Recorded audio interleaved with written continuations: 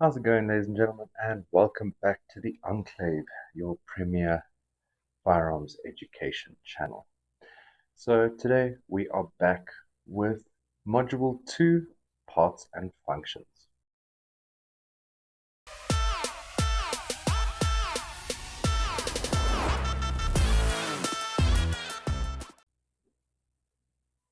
Okay, so we are here, as you heard in the beginning, with Module 2, Parts and Functions. Once again, I do just want to reiterate the fact that these manuals are considered intermediate courses. You should know all this stuff from your previous competencies before you actually get to this book. But if it is the first time, you can do these books without previous competencies. It is possible, especially if you're going simply into the security industry and you have no intention of ever owning a firearm for personal defense or self-defense. You can just do these manuals. It's not a problem. So anyway, let's get into it. So as I've said before, you need to be able to identify the parts of a firearm entirely. There will be two separate sections in your test that will cover the parts of a firearm. There will be questions that have pieces of the definitions that we'll go through here. And then you will have a section where you have the image of the firearm and you need to label 15 components for 15 marks. So that is very important. If you can't label all 15 components, those are enough marks to fail your test. So you absolutely need to make sure that we understand all these things. Okay. So we start off with obviously the definition sections, like I said. So we start with the frame of the firearm, which is the component to which all other components are mounted. It has a similar function to the chassis of a motor vehicle. So that is going to be your frame, is going to be where your slide and everything else are attached. Next up, we have the barrel. The barrel is a metal tube containing rifling, down which the bullet will travel towards the target. The slide, obviously, the slide is the main moving part of your firearm. So the slide works on a blowback system.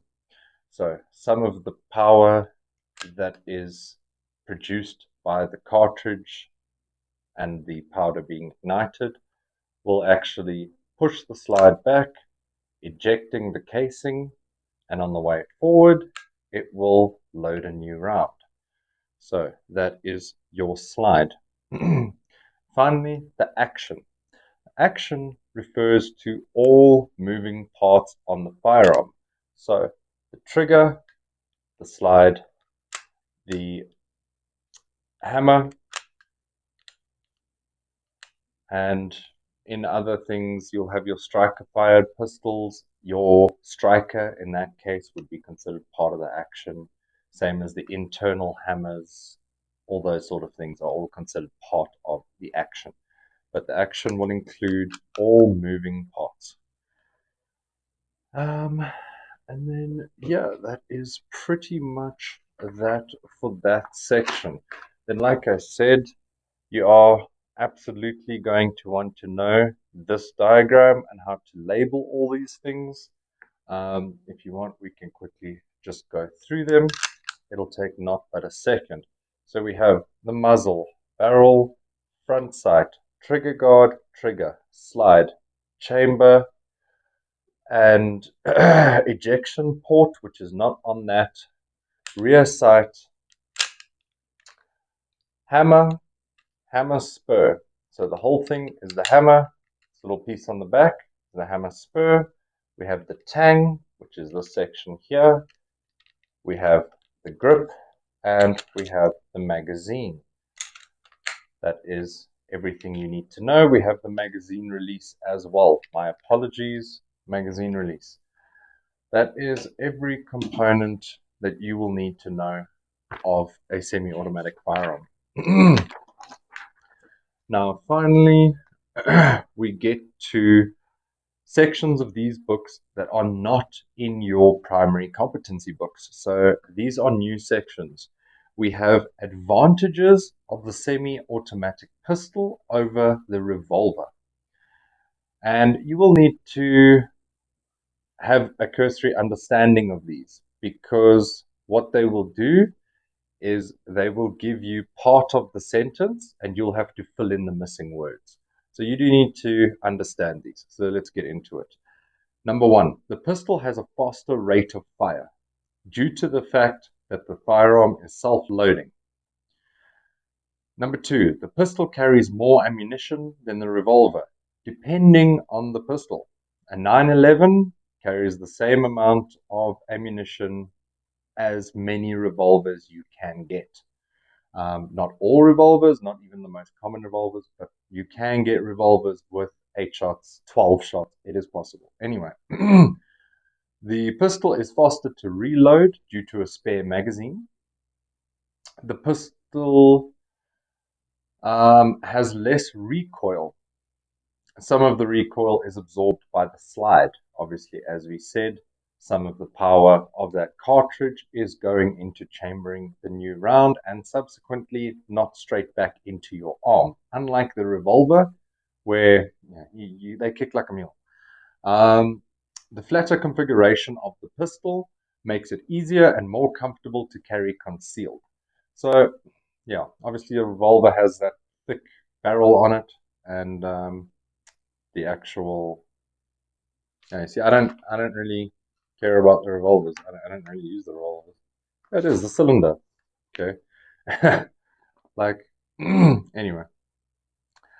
I've actually also never been tested on the revolver. It's never been in my tests.